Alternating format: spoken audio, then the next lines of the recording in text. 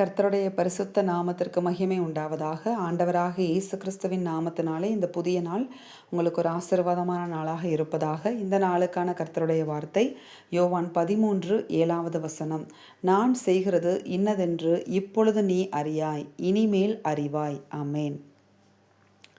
ஆண்டவர் இன்றைக்கு உங்களை பார்த்து சொல்லுகிறார், பேதுருக்கிட்ட சொன்னது போலவே நான் செஞ்சிட்ருக்கிறது உங்கள் வாழ்க்கையில் இப்பொழுது நடந்து கொண்டிருக்கிற காரியங்கள், நீங்கள் கடந்து போய் கொண்டிருக்கிற பாதைகள், ஆண்டவர் உங்களை நடத்துகிற பாதைகள் இப்பொழுது உங்களால் அறிய முடியாத சூழ்நிலையில் நீங்கள் இருக்கலாம். பேதுருவுக்கு அன்னைக்கு அப்படி தான் இருந்தது. திடீர்னு ஆண்டவர் எழுந்து சீஷர்களுடைய பாதங்களை கழுவ ஆரம்பித்த பொழுது பேதுருவுக்கு ஒன்றுமே புரியலை. அப்போ ஆண்டவர்கிட்ட சொல்கிறார், நீங்கள் ஆண்டவராக இருக்கும்போது நீங்கள் எங்கள் கால்களை கழுவலாமா அப்படின்னு சொல்லி கேட்கும் பொழுது தான் ஆண்டவர் சொல்லுகிறாரு, நான் இப்போ செய்கிறத உன்னால் இப்போ அறிய முடியாது, ஆனால் இனிமேல் நீ அறிவாய் அப்படின்னு சொல்கிறார்.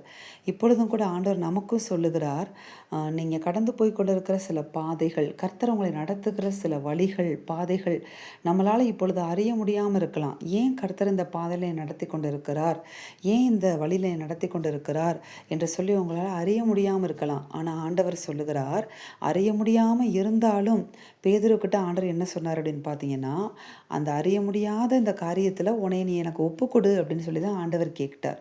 அப்படி கேட்ட பொழுது பேதுரு அப்படியே என்ன செய்தார், ஆண்டவர் சொல்லுக்கு கீழ்ப்படிந்து தன்னை அப்படியே அர்ப்பணித்தார். அதே போல தான் ஆண்டவர் இன்றைக்கு உங்கள்கிட்டே சொல்லுகிறார், இப்பொழுது உன்னால் உன் வாழ்க்கையில் என்ன நடந்துட்டுருக்குறது தெளிவாக அறிய முடியாமல் இருந்தாலும், நான் நடத்துகிற பாதை புரியாமல் இருந்தாலும், அந்த பாதைக்கு அந்த நிகழ்வுகளுக்கு நம்ம கர்த்தர்கிட்ட நம்ம அர்ப்பணிக்கும் பொழுது, ஆண்டவரே நீங்கள் செய்கிற எல்லாமே நன்மைக்கு தான், அது ஒரு தெளிவு நம்மளுக்கு இருக்க வேண்டும். நம்முடைய வாழ்க்கையில் ஆண்டவர் நம்மளை நடத்துகிற ஒவ்வொரு பாதையும் நம்முடைய நன்மைக்காக, ஆண்டவர் நம்ம வாழ்க்கையில் செய்கிற ஒவ்வொரு செயல்களும் நம்முடைய நன்மைக்காக அப்படிங்கிற ஒரு தெளிவோடு கூட நாம் என்ன செய்யணும், ஆண்டவரை நம்பி அந்த பாதையில் நம்மை அர்ப்பணிக்கும் போது கர்த்தர் நிச்சயமாக இனிமேல் நீ அறிவாய் என்ற வார்த்தையின்படி எதற்காக இந்த பாதையில் உங்களை நடத்தி கொண்டு வந்திருக்கிறார், என்ன நன்மைக்காக கர்த்தர் நடத்தி கொண்டு வந்திருக்கிறார் அப்படிங்கிறத கர்த்தர் நிச்சயமாக உங்களுக்கு வருகிற நாட்களில் தெரியப்படுத்தி உங்களையே ஆச்சரியப்படுத்துவார். அன்றைக்கு நம்ம திரும்பி பார்த்து கர்த்தர் என்னை நடத்தி வந்த இந்த பாதைகளுக்காக ஸ்தோத்திரம்னு சொல்லி முடிக்கிற மாதிரி தான் கர்த்தர் என்ன செய்வார்னா, நன்மைக்கு ஏதுவான பாதைகள் நம்ம என்ன செய்து கொண்டிருக்கிறார், நடத்தி கொண்டிருக்கிறார். அதனால் இன்றைக்கு உங்களுக்கு புரியாட்டினாலும் ஆண்டவர்கிட்ட பேதுரு மாதிரியே சரண்டர் பண்ணுங்க, அர்ப்பணிங்க. கர்த்தர் உங்களுக்காக பெரிய காரியங்களை செய்து அவருடைய நாமத்தை என்ன செய்வார், உங்கள் வாழ்க்கையில் மகிமைப்படுத்துவார். ஆமென். நாம் ஜெபிப்போமா? எங்கள் அன்பின் பரலோக பிதாவே, நீர் கொடுத்த அந்த வார்த்தைகளுக்காக உமக்கு கொடான கொடி ஸ்தோத்திரம். இந்த வார்த்தையின்படி எங்கள் ஒவ்வொருவரையும் ஆசீர்வதிங்க.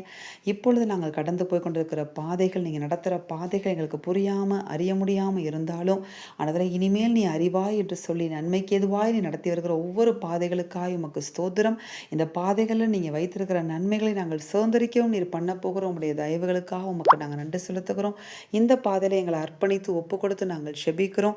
நீர் பொறுப்படுத்த ஆளுகை செய்து ஆசீர்வதித்து வழி நடத்துவீராக. இயேசுவின் நாமத்தில் செபிக்கிறோம் பிதாவே. ஆமென்.